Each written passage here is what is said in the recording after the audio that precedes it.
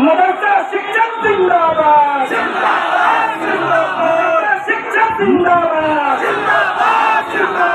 मदरसा शिक्षकों की समस्याओं को लेकर राजधानी पटना में मदरसा डेवलपमेंट ऑर्गेनाइजेशन की तरफ से अनिश्चितकालीन धरना का एहतमाम किया गया है। बाकी देखिए मदरसा डेवलपमेंट ऑर्गेनाइजेशन के सरपरस्त और सेक्रेटरी मीडिया से बात करते हुए मदरसा शिक्षकों की समस्याओं को लेकर क्या कह रहे हैं, देखिए इस पूरी वीडियो को। कि जितने भी बिहार में मदारिस हैं इनकी तादाद 1942 है, जिसको कि सरकार तनख्वाह अदा कर रही है।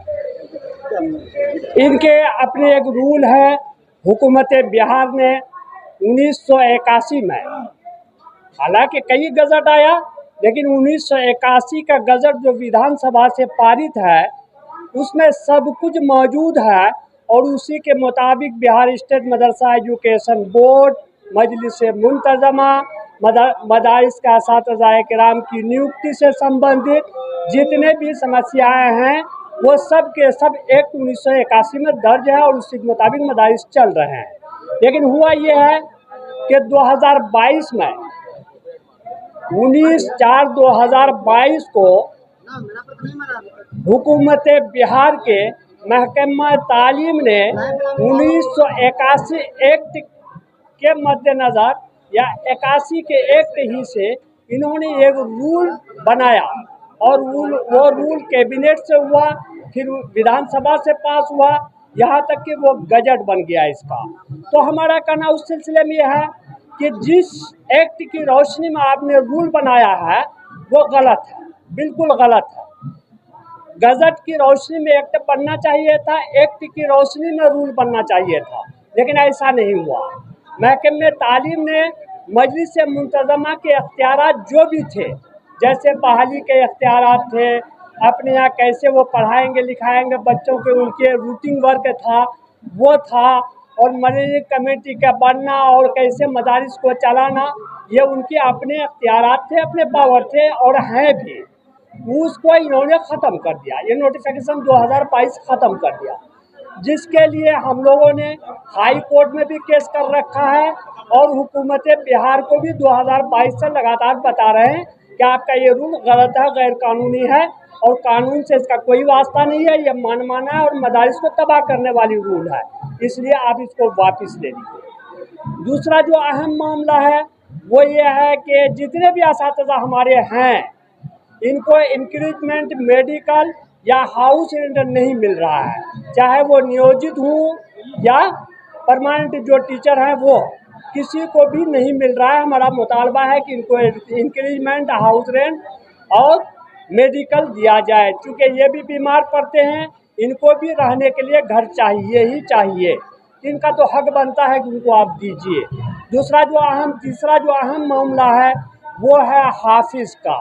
हाफिज़ की सैलरी हमारे यहाँ बहुत कम है और उसका दो हिस्सा हो गया है, नियोजित हाफिज़ का अलग हो गया है और जो पहले से हाफिज़ है उनका अलग हो गया है। तो हमारा कहना यह है कि टीचिंग में जब उनको आप रखे हैं तो उनका कम से कम जो पोस्ट होना चाहिए, पद होना चाहिए, वो मौलवी हो यानी इंटर के बराबर हो और उस पर उनका पे फिक्सेशन कर दीजिए तो वो बराबर हो जाएगा।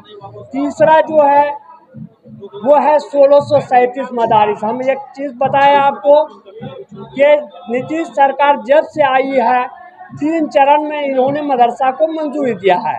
एक 2009 में दिया है 9 बालिका मदारिस को, 2013 में दिया है 205 को और 2015 में दिया है 609 को। इस तरह से ये मदारिस हो जाते हैं 823। और जब झारखंड और बिहार का बंटवारा हुआ था उस समय 2459 मदारिस बिहार के हिस्से में आया था, जिसको जगन्नाथ मिश्रा ने आखिरी वक्त में इसकी मंजूरी दी थी 89 में। 1989 में उन्होंने मंजूरी बाज़ाब्ता कैबिनेट से दी थी कि मदारिस को तनख्वाह की अदायगी की जाएगी। अफसोस के नहीं हो पाया। 2011 में यही सरकार 9 में किया, 13 में किया, 15 में किया, फिर यही सरकार ने इन मदारिस बचे हुए मदारिस की इंक्वायरी का बाज़ाब्ता ऑर्डर निकाला और पूरे बिहार में इंक्वायरी भी हुई। लेकिन 2022 में हाई कोर्ट का एक ऑर्डर आया 11 फरवरी 2022 को। हाई कोर्ट का एक ऑर्डर आया कि किसी बिस्मिल नाम से सीतामढ़ी के एक आदमी थे, उन्होंने हाई कोर्ट कर दिया था कि मदारिस जाली है, 609, 205 और जितने भी मदारिस हैं जाली हैं, इसकी इंक्वायरी किया जाए।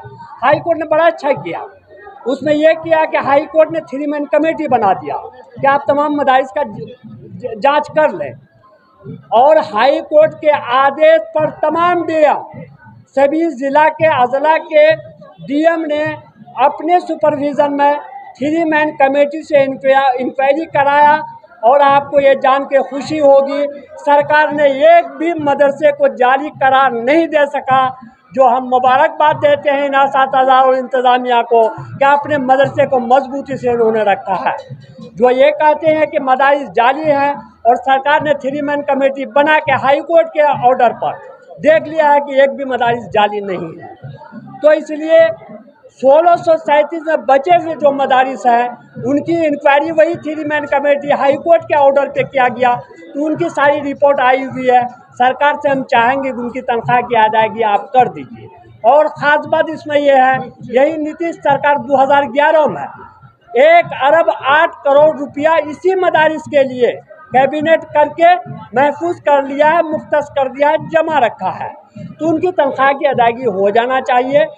इसलिए हम सरकार से अपील करते हैं, माननीय मुख्यमंत्री जो हमारे लिए हैं हम उनके लिए हैं, ख़ास तौर पे उनसे अपील करते हैं, शिक्षा मंत्री से करते हैं और मुस्लिम के वो तमाम रहनुमाओं से हम अपील करते हैं कि हमारे असातिज़ा इकराम रोड पे हैं और ये बहुत ही मुअज़्ज़ज़ असातिज़ा इकराम है जो रोड पे आने का मतलब है कि कौम की शर्मिंदगी है, क्योंकि मसाइल को हम हल नहीं कर पाए जिस कारण ये आज रोड पे आ चुके हैं। इनकी लाज बचाते हुए, हमारी लाज बचाते हुए, अब अपने दायित्व को समझते हुए तमाम मुस्लिम लीडरशिप से हम गुजारिश करते हैं कि वो आएँ धरना पर और धरना पर संबोधन भी करें और सरकार से मिलकर हमारे मसाइल का हल करें। हाँ, हम उस वक्त तक यहाँ से नहीं हट रहे हैं जब तक सरकार हमारी बात मान नहीं ले, क्योंकि हम तो आ ही गए हैं धरना पर।